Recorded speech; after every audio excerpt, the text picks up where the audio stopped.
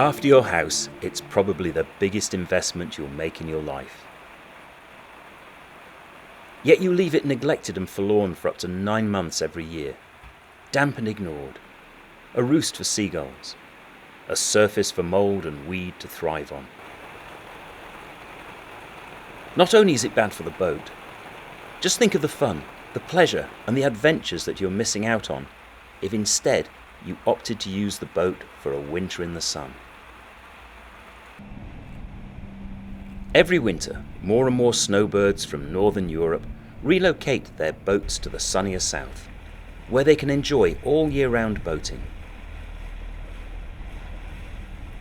With a group of friends, I've been searching out some of the best places to keep a boat when the weather in Britain turns to winter.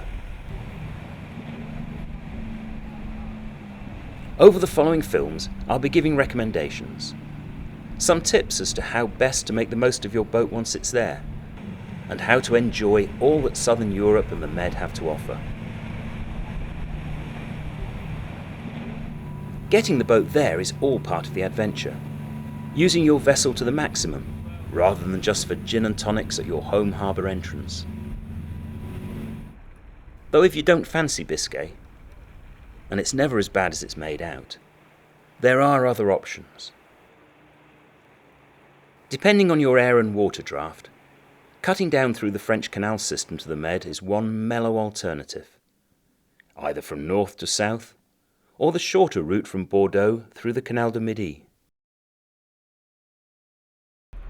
Smaller yachts can unstep their masts for this transit. Or there's delivery by road, not as expensive as you may think, particularly if you arrange this from a port in the north of France and do the channel crossing yourself.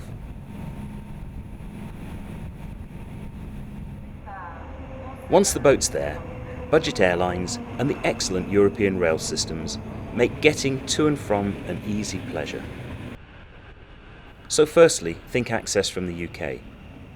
If, like me, you live in Cornwall and have to travel to London and beyond for a flight, it all becomes far less appealing and more costly. Flights from your local airport are a major factor. And at the other end, some marinas, such as Gibraltar and Santander, are right alongside the airport. Others might be quite some distance away.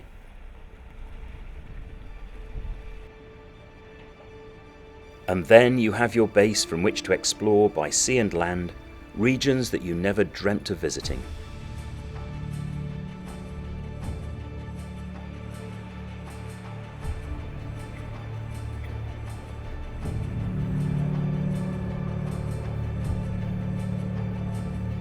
Whatever your interests, cities, shopping, history, hiking, cycling, or merely immersing yourself in cafe culture, there's a destination that will be perfect for you.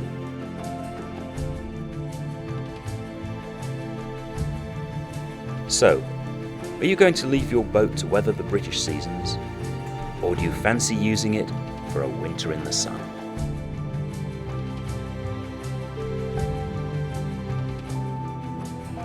In the next clip, we'll be looking at what the Atlantic coast of France has to offer as a winter boating destination.